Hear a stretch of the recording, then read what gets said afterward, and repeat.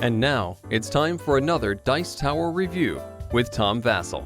In a lot of games, you are fighting Cthulhu and the other ancient ones of evil. In Seven Souls, you are those ancient ones of evil, which isn't actually that original of a concept because there is quite a few of games where you're the bad guys, but in this one, you're the bad guys. And there are 7 souls that you are fighting for, sort of.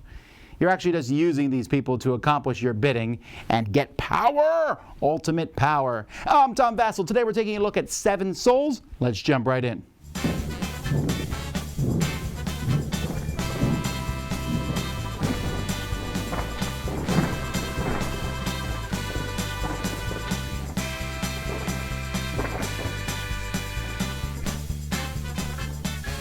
The goal of this game is to get the most points. You'll be collecting these point tokens as the game goes by, which will range from 0 to 2 points on them.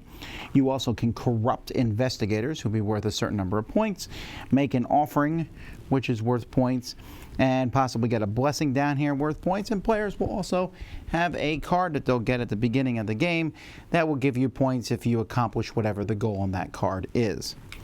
Each player is going to get a set of different people that they're going to try to use, and they're numbered from 1 to 7. And in each round of the game, you're going to be placing 3 of these at each of these locations. So players are going to have to decide what they want to do at the different locations. At the beginning of the game, there's going to be placed various number of power tokens at each location, a number of cards here, corruption cards at each location, and then the point tokens, and the number is based on how many players are in the game.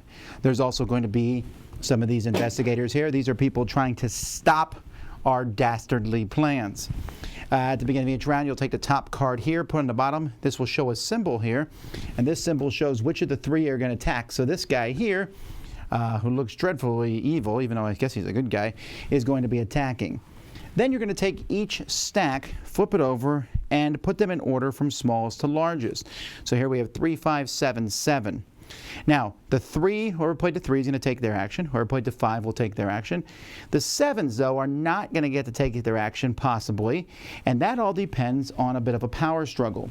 At the beginning of the game, each person has their own corruption deck, which has some of these terrified cards in them, and some that give you basically a point of determination. And you're going to shuffle these, and you can add these. You can basically decide whether you're going to use one of these.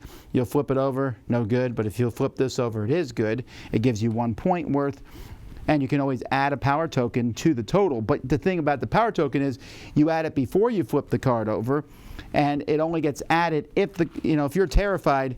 Doesn't matter if you added a power token to it. So you can add 1 or 2 power tokens, but you do so before you flip the card.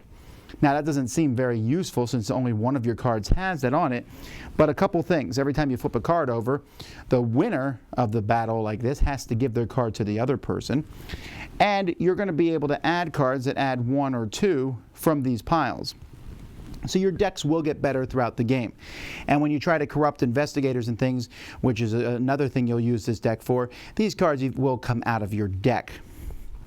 So if someone wins, they have to give their power card to the other person, and then they get to take the action and the loser doesn't. If it's a tie, then everyone gets to take the action in the order on the card. So each of these cards that players have are going to do various things. The lower number cards go first, but they also have the worst action. So like number 1 can take a power token, a point token, a card. So that's just taking that from the area you're in. They can take one of these terrified cards and give it to another player to add to their deck. Or they can try to corrupt the investigator. Corrupting an investigator means you're going to flip over a certain number of cards from your deck. That's the bottom number. And then you need to get at least that much corruption, and so you'll be flipping cards over just like you are during a battle, again adding power to that if you want to. If you win, this person will be yours and you'll get those points at the end of the game. They'll be replaced with another investigator. So that's what 1 can do. 2 lets you take a point token, take 2 cards, or again try to corrupt an investigator. 3 lets you take 2 power tokens or a point token and give one of these cards to somebody else. You can see that these squiggly lines around it show that your actions get better as the numbers get higher. 4 lets you do 1, 1, and 1, power token, point token, and a card. 5 just gives you 3 cards. 6 gives you 3 power tokens.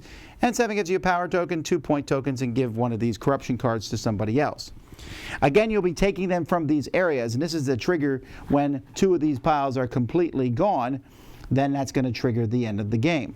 So that's how the game ends, and there's different numbers in each of the different areas there. Again, power tokens can be used to when you're in combat or trying to corrupt somebody, but they can also be used to take this. However, when you take one of these, you have to stick one of your guys in that slot. They're basically holding on to that altar or whatever, and you won't be able to use them the rest of the game. Not only that, but the 3 people that you play on a turn rest. You can't use them the following turn. And at the end of the following turn, you'll get them back. So you have 7, you'll play 3, and you'll play 3 of your remaining 4. Then you get the other 3 back, and you'll pick 3 of those 4 to play, etc. And that's how you play. End of the game, most points is the winner. The game definitely has a good look to it. The art is going to be, you know, it's an acquired taste. You're going to like it or not. It's a very specific style of art, but it's very different than, let's say, the normal Arkham Horror art that I see in Fantasy Flight and stuff like that. The tokens are fine. They look good. They're easy to tell the difference of. I like the fact that it tells you how many tokens to put on the board. That certainly makes setting up a lot easier. There is definitely a lot of different kinds of cards in the game, and sorting them out and getting ready might take a little bit of work. My biggest problem is the rule book. It's kind of weird because the rule book tells you everything, gives you full examples, but it explains what is a really, really simple game in a more convoluted way than I think it needed to. I feel like it could have been done a little bit easier. The game is really, really simple, and the rule book makes it seem like it's much more complex. The box is a plastic insert to put all the cards in, so yeah, components for the most part, I'm pretty happy with them. So here's the thing. 7 Souls is a filler game. It just doesn't look like one. Looks fairly complex. There's a lot of stuff all over the place. And like I said, I feel like the rule book actually gets in the way of the game a little bit. I think the game is fine. I'll play it. It's interesting. I just found that when I taught it, there was misconceptions. People would sit down and be like, ooh, what is this? A big Cthulhu game. No, it's a small Cthulhu game. And this theming here of the getting the 7 souls, okay, the theme here is pretty tenuous at best. But it does work. You put down the 3 cards, you flip them over, and then you just do them in order. And there's a little bit of deck building, and there's that little convolutions of, hey, I'll flip over the card, and am I going to add the power before I flip it over or not? Now, you really have no idea if the card's there or not, so there's a bit of a push your luck aspect to the game. Just how many of these cards do I have in my deck? How much power am I willing to add to this? And it's a lot of fun when that works out. I've seen wildly swinging scores, but again, the box itself says 30 to 40 minutes. I'm going to argue that it might be more 20 to 30, unless they're including 10 minutes for setup. It's fast, it's simple. I like the look of it. It has a nice, distinct look to it. The theming is okay. Like I said, it's not original, this whole, ooh, you're an evil one. But it's there, and I think it's one that a lot of people will enjoy if they can get past the preconception that this is a big, heavier game, because it's not. It's a really simple, fast, light game. It's the only, and to that end, the only reason I'm not giving it a seal of approval is I think there's going to be a lot of stumbling there, and I had this, each time I taught it, people were kind of like, wait, that's it? Yeah, that's it. And it's fine, it works. But there is a tremendous amount of luck. There's a tremendous amount of just seeing what happens. You can try to read the other players, but at the end of the day, I mean, everyone just wants the point tokens and the power tokens, and you really can't tell what people are going to go where. There's also a little bit of take that as you take these negative cards and give them to other people. And there's just a lot of just stuff going on, and I'm not sure at the end of the day that the smartest player won the game. It's just kind of interesting, fun, entertaining, and light.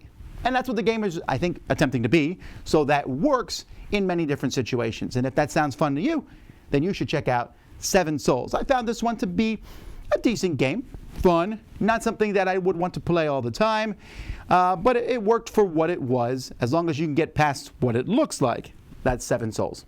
Dice Tower Judgment, a light, fun filler.